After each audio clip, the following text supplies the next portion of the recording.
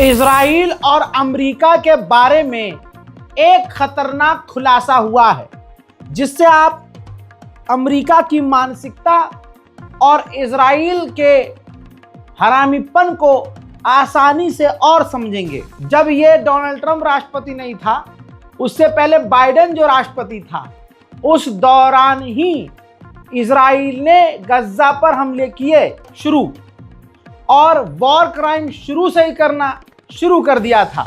Report अब ये आई है कि इजराइल की फौज गाजा में वॉर क्राइम कर रही है। इसके सबूत और जानकारियां अमेरिका को लग गई थी। अमेरिकी इंटेलिजेंस को पता था कि इजराइल की फौज गाजा के अंदर वॉर क्राइम कर रही है, लेकिन इसके बावजूद अमेरिका के पूर्व राष्ट्रपति बाइडेन ने इजराइल को हथियार देना जारी रखा और इजराइल की फौज गाजा के अंदर वॉर क्राइम कर रही है।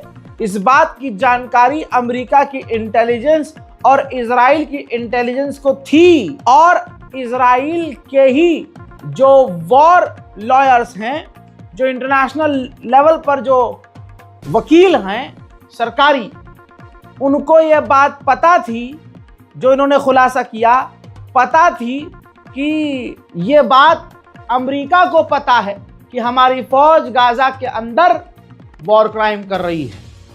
तो अमेरिका और इजराइल ने शुरू से ही भरपूर तौर से तमाम कानूनों को ताक पर रखा है और हैवानियत का एग्जाम्पल सेट किया है। इजराइल का आगे हरामीपन सुनिए।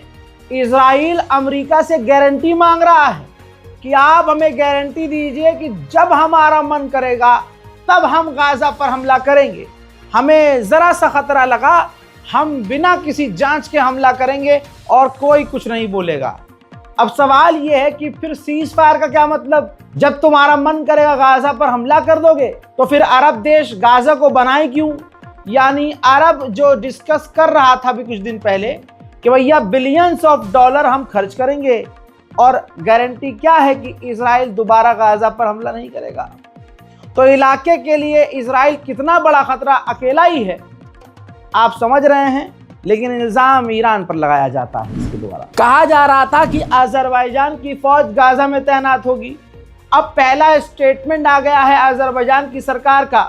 उन्होंने कहा है कि हम अपनी फौज गाजा में तभी भेजेंगे जब गाजा के अंदर पूरी तरह से सीज फायर हो जाएगा और इजराइल और हमास के बीच लड़ाई खत्म हो जाएगी। दोस्तों, फीफा ने इटली और नॉर्वे की सरकार पर फाइन ठोक दिया, ये कहते हुए कि इन दोनों देशों में जब फुटबॉल मैच हो रहा था तो इन दोनों देशों ने आज़ादी दी, पाबंदी नहीं लगाई, ध्यान नहीं दिया और खेल के दौरान इजराइल के खिलाफ नारे लगाए गए। उधर तुर्की ने बात दोहराई है कि जो वादा किया गया था एज अ मीडिएटर, हमारे सामने ये वादा था कि इजराइल गाजा के अंदर मदद जाने देगा, लेकिन जितना वादा किया था इजराइल वो मदद उतनी जाने नहीं दे रहा है। मिनिमम मदद गाजा के अंदर जा रही है, जो कि गलत है। गज्जा में बचा क्या? कुछ ना बचा। जरा इस एरियल व्यू को देख लीजिए, गाजा का है। चारों तरफ मलबा है, खंडर है, तबाही है, मौत का सन्नाटा है। इजराइल ने गाजा के अंदर यही छोड़ा है और एक बार फिर से गाजा पर हमले शुरू कर दिए हैं। वहीं फिलिस्तीन के राष्ट्रपति महमूद अब्बास इटली पहुंचे हैं और इटली की प्रधानमंत्री से उन्होंने मुलाकात की है और फिलिस्तीन के मुद्दों पर उन्होंने तमाम बात शेयर की है।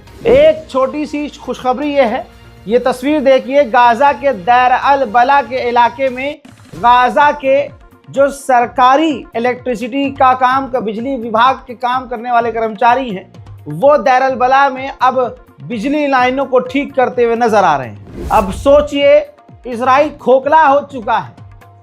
100 इजराइल के रिजर्व के सैनिकों ने, जिसमें सीनियर ऑफिसर भी हैं, उन्होंने इजराइल की सरकार को खत लिखा है और चिंता जाहिर की है कि गाजा के अंदर जो हमने मासूमों को मारा है, जो हमने निहत्तों को मारा है, उसका हिसाब कौन लेगा और जो ये किया है हमने, इससे हमें क्या क्या नुकसान होने वाला है। बड़ी खबर ब्राजील से आ रही है।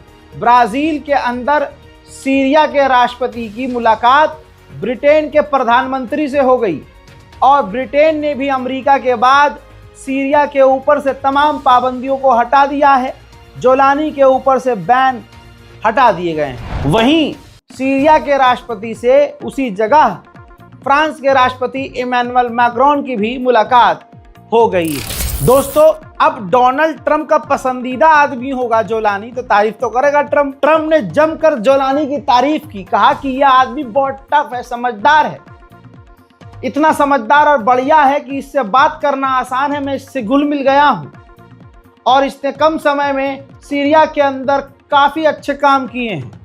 भाई साहब, ये अच्छा काम किया है? हाँ, उसके हिसाब से यही अच्छा काम है कि इजराइल की फौज को पूरे सीरिया में घुसा लिया है। अब ट्रंप ने तारीफ करते हुए जोलानी की कहा कि जोलानी कामयाब हुआ, जोलानी मुझे पसंद है और हमने इस पर से बैन हटाया है तुर्की की रिक्वेस्ट पर। Yeah, go ahead, please. Fox. Will you discuss the Abraham Accords when you meet with the president of Syria? Well, we're going to meet, and I think he's doing a very good job. It's a tough neighborhood, and he's a tough guy. But I got along with him very well, and a lot of progress has been made with Syria.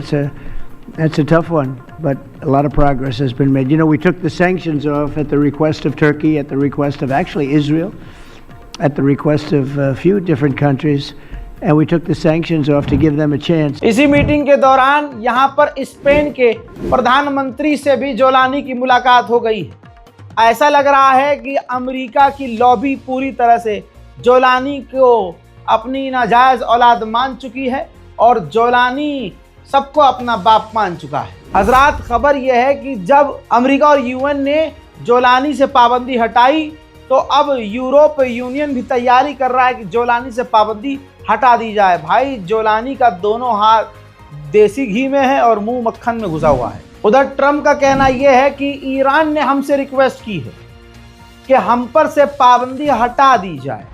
And frankly, Iran has been asking if the sanctions could be lifted. Iran has got very heavy U.S. sanctions, and it makes it really hard for them to do what they'd like to be able to do. And I'm open to hearing that, and we'll see what happens, but I would be open to it. But we did take the sanctions off Syria in order to give them a fighting shot. And I think so far I think he's doing a very good job so far.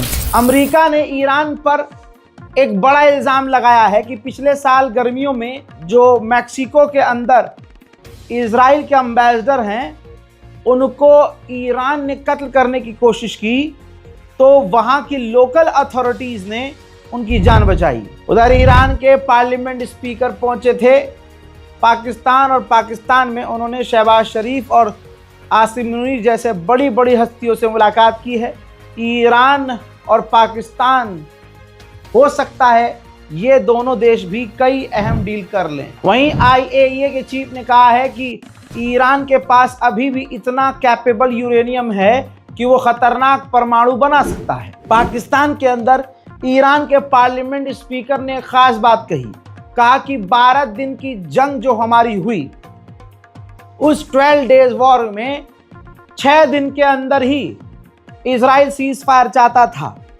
America हमसे बात कर रहा था, लेकिन हमने तब कहा था कि शुरू तो तुमने किया है, ख़त्म हम करेंगे। معاون رئیس جمهور آمریکا دنبال میکرد که خلاصه کجا با وزیر خارجه ما میتونه ملاقات بکنه که این قطع آتش اتفاق بیفته و این پاسخ رو شنیدند که شما جنگ رو شروع کردید و پایان جنگ با ماست، نه با شما. زمانی جنگ پایان پیدا خواهد کرد که آخرین شلیک‌ها و آخرین حجمه رو ما داشته باشیم. हजरात, 46 साल से अमेरिका ने ईरान पर एमरजेंसी लागू करी हुई है ताकि कोई भी अमेरिकी ईरान न जाए।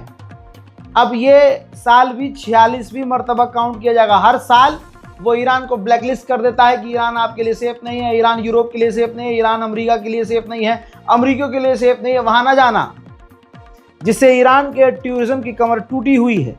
46 साल लगातार एक देश को ब्लैकलिस्ट रखा गया है, उसके बाद भी अगर वो ईरान चमक रहा है तो ये ईरान का नहीं, अल्लाह का कमाल है। रिपोर्ट से दावा ये किया जा रहा है कि इजराइल ने अपने तमाम एयर डिफेंस सिस्टम को रिप्लेस कर दिया है ईरान से जंग लड़ते वक्त इजराइल के डिफेंस सिस्टम भी खराब हुए और अब लंबे समय के बाद इजराइल ने अपने तमाम एयर डिफेंस सिस्टम को रिप्लेस कर दिया है और ईरान पर हमला करने के लिए तैयार है। ईरान के राष्ट्रपति ने बहुत खतरनाक और सटीक बात कही कि वो मतलब अमेरिका, कि वो चाहते हैं कि हम हथियार न बनाएं, हम मिसाइलों पर बात करें और मिसाइल की अपनी लिमिट कम कर दें, जबकि इजराइल को वो खुद हथियार दे रहे हैं और इजराइल के पास खतरनाक खौफनाक हथियार है।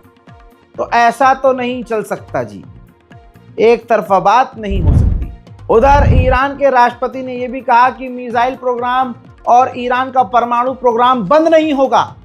इन दोनों चीज़ों को किनारे करके हम अभी भी अमेरिका से बात करने को राजी हैं। उधर इराक के अंदर अमेरिका ने हरामीपन शुरू कर दिए। अमेरिका इल्ज़ाम लगाता है दूसरे देशों पर कि फलाने ग्रुप फलाने देश ने हमारे अमेरिका के इलेक्शन में उंगली फंसाई है, लेकिन यही अमेरिका दूसरे देशों के इलेक्शन में अपनी छोटी सी लुल्ली फंसा देता है। बताना चाहूँगा कि इराक में इलेक्शन होने वाला है। ट्रंप ने धमकी दे दी है कि अगर मलेशिया से हथियार, ईरान के लड़ाकों से इराक में हथियार नहीं डलवाए गए तो जो नई सरकार इराक की बनेगी हम उस नई सरकार को मान्यता नहीं देंगे। उधर ईरान के पार्लियामेंट स्पीकर जो पाकिस्तान पहुंचे थे, उन्होंने इशारा दिया है, हिंट दिया है कि पाकिस्तान और सऊदी अरब का जो डिफेंस एग्रीमेंट हुआ है, इस ग्रुप में ईरान भी शामिल होने को तैयार है। मिडिल ईस्ट स्पेशल और डिटेल रिपोर्ट में फिलहाल के लिए इतना ही। चैनल को सब्सक्राइब जरूर कीजिए और अपनी राय कमेंट में जरूर लिखिए। जय हिंद।